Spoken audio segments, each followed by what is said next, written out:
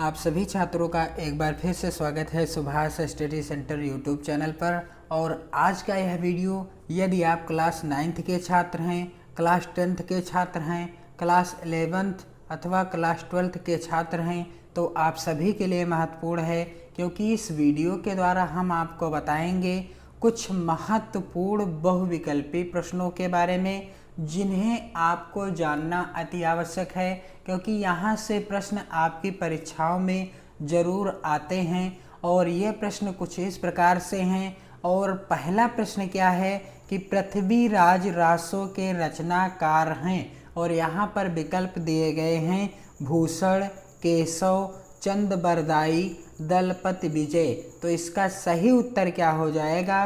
पृथ्वीराज रासो के रचनाकार चंद-बरदाई हैं। और आदिकाल से संबंधित जितने भी प्रश्न बनते हैं और आदिकाल के प्रमुख रचनाकार व उनकी रचनाएं कौन कौन सी हैं, याद करने की सरल ट्रिक मैंने बताई है। आप चैनल की प्लेलिस्ट में जाकर आदिकाल से संबंधित वीडियो जिसमें आदिकाल के प्रमुख रचनाकार और उनकी रचनाएं याद करने की आसान ट्रिक है, आप देख लीजिए। और चैनल पर यदि नए हो तो चैनल को सब्सक्राइब करने के साथ साथ बेल आइकन को ज़रूर प्रेस करें, ताकि आने वाली वीडियो का नोटिफिकेशन आप तक पहुंच सके। तो पृथ्वीराज रासो के रचनाकार कौन हैं? चंद-बरदाई हैं। और दूसरा प्रश्न है नरपत नाल्ह ने लिखा है, और विकल्प क्या है यहाँ पर? बीसल देव रासो, संदेश रासक, खुमार रासो या पदावली। नरपति नाल्ह जी के द्वारा लिखी गई रचना कौन सी है? बीसल देव रासो। अगला प्रश्न है वीर गाथा काल के कवि हैं, और इस प्रश्न का उत्तर क्या होगा दिए गए विकल्पों में से? और विकल्प क्या हैं? सूरदास, भूषण, केशवदास, चंद-बरदाई। वीर गाथा काल को और किस नाम से जाना जाता है? आदिकाल के नाम से जाना जाता है। और आदिकाल को सिद्ध सामंत काल भी कहा जाता है। तो वीर गाथा काल या आदिकाल के कवि कौन हैं? चंद-बरदाई। और चंद-बरदाई की रचना का नाम क्या है? पृथ्वीराज रासो। यहाँ पर प्रश्न दिया गया है कि पृथ्वीराज रासो के रचनाकार कौन हैं? चंद-बरदाई। और प्रश्न यदि आ जाए कि चंद-बरदाई की रचना का नाम क्या है, तो पृथ्वीराज रासो। अगला प्रश्न है मोस्ट इम्पोर्टेंट प्रश्न है वीर गाथा काल या आदिकाल की मुख्य विशेषता क्या है दिए गए विकल्पों में से? सही उत्तर क्या हो जाएगा? नारी का रूप सौंदर्य चित्रण, प्रकृति चित्रण, युद्धों का सजीव चित्रण, मुक्तक काव्य रचना। तो वीर गाथा काल या आदिकाल की विशेषता क्या है? युद्धों का सजीव चित्रण, क्योंकि जो कवि हुआ करते थे वह राजाओं के साथ युद्ध में भाग लेने के लिए स्वयं जाते थे, युद्ध करते थे और अपनी रचनाओं में युद्धों का सजीव चित्रण किया करते थे। तो विशेषता क्या हो जाएगी आदिकाल की? कि युद्धों का सजीव चित्रण वीर गाथा या आदिकाल की विशेषता है। अगला प्रश्न है आदिकाल का एक अन्य नाम क्या है? और यहाँ पर विकल्प दिए गए हैं स्वर्ण युग, सिद्ध सामंत काल, श्रृंगार काल या भक्ति काल। तो राइट आंसर क्या हो जाएगा? आदिकाल का अन्य नाम क्या है? सिद्ध सामंत काल। सही उत्तर क्या है? सिद्ध सामंत काल आदिकाल को ही कहा जाता है।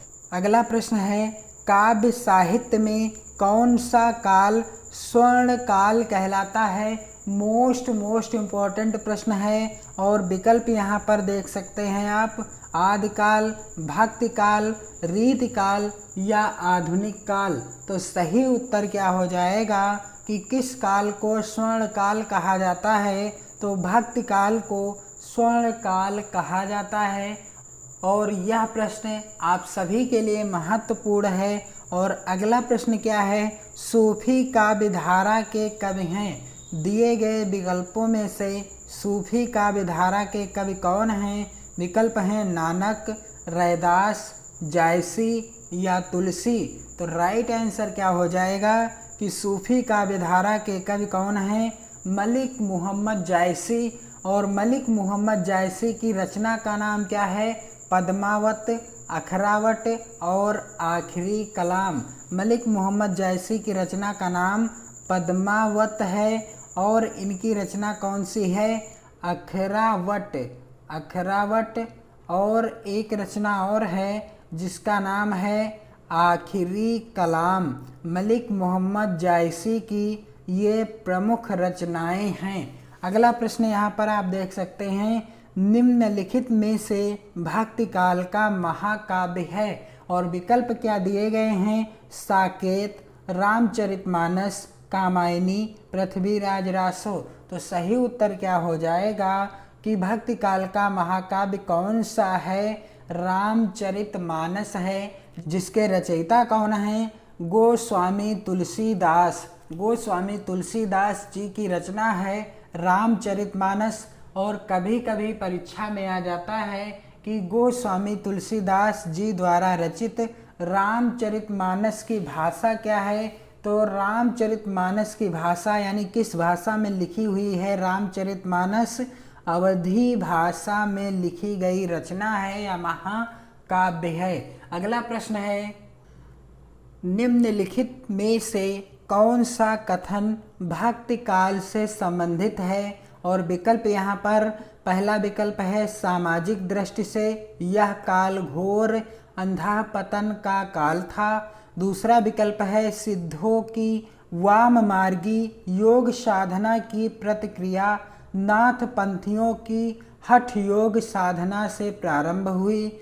और तीसरा विकल्प है जीवन का समन्वयवादी एवं मर्यादावादी दृष्टिकोण ही तुलसी की सबसे बड़ी देन है। और चौथा विकल्प है उपरोक्त में से कोई नहीं। तो राइट आंसर क्या हो जाएगा कि जीवन का समन्वयवादी एवं मर्यादावादी दृष्टिकोण ही तुलसी की सबसे बड़ी देन है। यह भक्ति काल से संबंधित कथन है।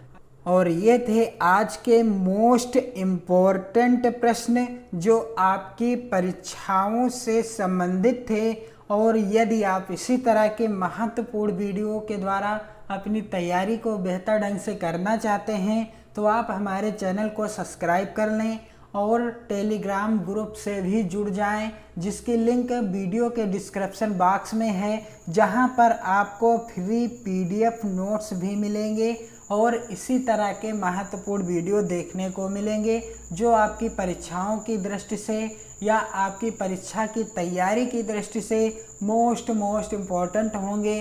तो पढ़ते रहिए, मस्त रहिए, खुश रहिए, खुशियाँ बांटते रहिए। जय हिंद।